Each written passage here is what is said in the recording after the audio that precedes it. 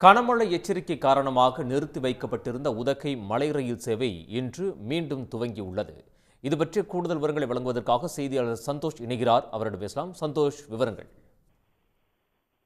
அதாவது மேட்டுப்பாளையத்திலிருந்து உதகை வரை இயக்கக்கூடிய மலை ரயில் பாதையில கடந்த 2 நாட்களுக்கு முன்பாக பெய்த கனமழை காரணமாக கல்லார் முதல் அடர்லி ரயில் நிலையம் வரைக்கும் பாத்தீங்கன்னா பல இடங்கள்ல மண் மற்றும் பாறைகள் சரிந்து விழுந்த காரணத்தினால அந்த ரயில் பாதையானது சேதம் ஏற்பட்டிருந்தது. இதன் காரணமாக பயணிகளுடைய பாதுகாப்பு கருதி இந்த மலை ரயில் போக்குவரத்து 2 நாட்களுக்கு ரத்து செய்யப்பட்டிருந்தது.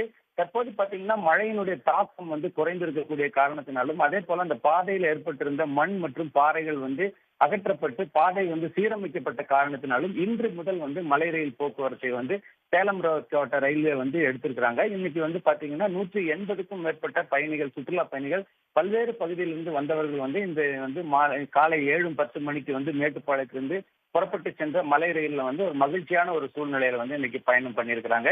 ஏற்கனவே முன்பதிவு செய்த காரணத்தினால இவர்கள் எல்லாருமே பாத்தீங்கன்னா இந்த மலை ரயில் இன்று முதல் இயக்கப்படுங்கிற ஒரு அறிவிப்பு சுற்றுலா பயணிகளுக்கு இடத்துல ஒரு வரவேற்பை பெற்றிருக்கு. உடனுக்குடன் செய்திகளை தெரிந்து கொள்ள சன் நியூஸ் பெல் ஐகானை கிளிக் பண்ணுங்க.